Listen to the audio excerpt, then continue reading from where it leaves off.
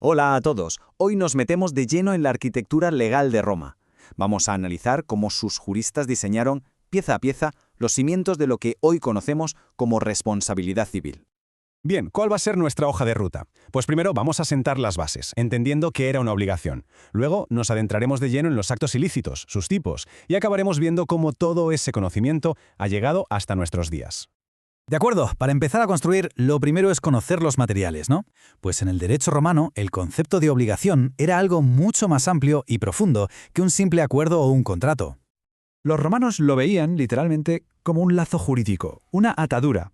De hecho, la propia palabra obligere significa eso, atar alrededor de algo. Es una idea muy potente, un vínculo que te obliga legalmente a hacer algo por otra persona. Y aquí viene lo interesante de verdad. Los romanos se dieron cuenta de que las obligaciones no nacen solo de un acuerdo. Identificaron 4 grandes fuentes, y hoy nos vamos a centrar en las 2 que surgen no de un pacto, sino de un daño, el delito y esa figura tan curiosa que es el cuasidelito. Una de las ideas más brillantes que nos legaron los romanos es una distinción clave que sigue vigente.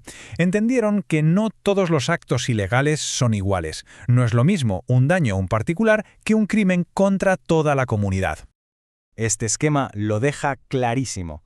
Tenían un sistema de 2 vías. Por un lado, los crimina publica, los crímenes contra el Estado, que perseguía la propia comunidad. Y por otro, lo que nos interesa a nosotros, los delicta privata, los ilícitos privados, que generaban una obligación puramente económica entre el que causaba el daño y la víctima. Entonces, vale, tenemos el concepto, pero ¿cómo se construye en la práctica este edificio de la responsabilidad? Pues bien, los juristas clásicos lo levantaron sobre 4 pilares, 4 columnas maestras que definían los principales delitos privados. Vamos a ver uno por uno cómo funcionaba cada uno de estos pilares, desde el hurto hasta el daño a la propiedad o la ofensa personal. Porque cada uno, como veremos, tiene su propia lógica y su propio diseño. El primero, el furtum. Y ojo, porque este es un concepto mucho más amplio de lo que parece. No era solo robar algo, era cualquier manejo fraudulento de una cosa ajena, lo que ellos llamaban contractatio. Por ejemplo, si alguien te dejaba algo en depósito y te negabas a devolverlo, eso era furtum.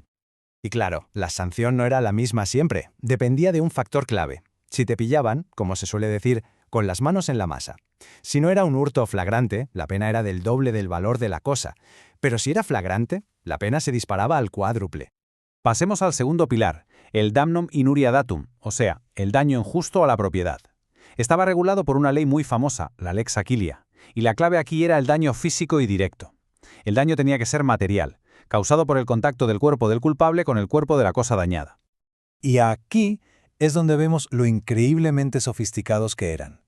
La indemnización no era el valor de la cosa en el momento de romperse. No.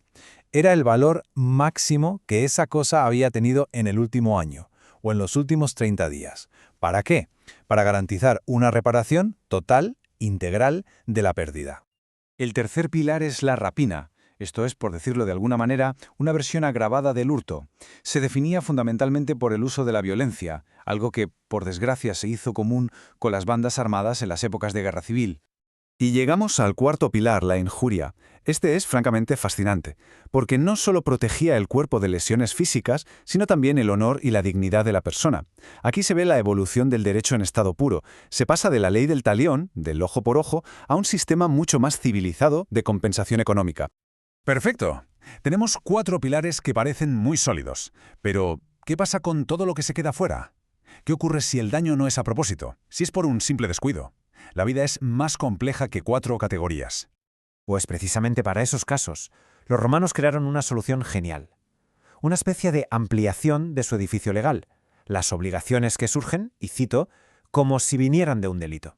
Los cuasidelitos. Y aquí es donde el derecho romano demuestra un pragmatismo brutal. Los cuasidelitos cubrían situaciones de negligencia o de responsabilidad por el riesgo creado.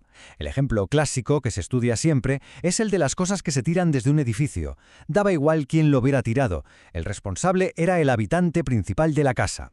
Es una de las primeras formas de lo que hoy llamamos responsabilidad objetiva. Y después de todo este viaje a Roma, la pregunta es obvia. ¿Y esto por qué nos importa hoy? Pues porque, como vamos a ver, esta estructura no es una simple ruina antigua, es, literalmente, el cimiento de nuestro derecho actual. es que se puede dibujar una línea recta sin desvíos desde la ley de las 12 tablas, pasando por los juristas clásicos y los pretores, hasta llegar a lo que hoy se estudia en cualquier facultad de derecho como responsabilidad extracontractual. La herencia es directa. Al final, todo se reduce a una idea central, a este principio que lo sostiene todo, que un daño injusto exige necesariamente una reparación. Esa es la viga maestra de toda la justicia civil, y fueron los romanos quienes la diseñaron y la pusieron por escrito. Así que la próxima vez que escuchemos hablar de una indemnización por daños y perjuicios, vale la pena pararse a pensar en los arquitectos originales de esa idea. El derecho romano no es letra muerta en absoluto, es el plano maestro sobre el que, todavía hoy, seguimos construyendo nuestra idea de justicia.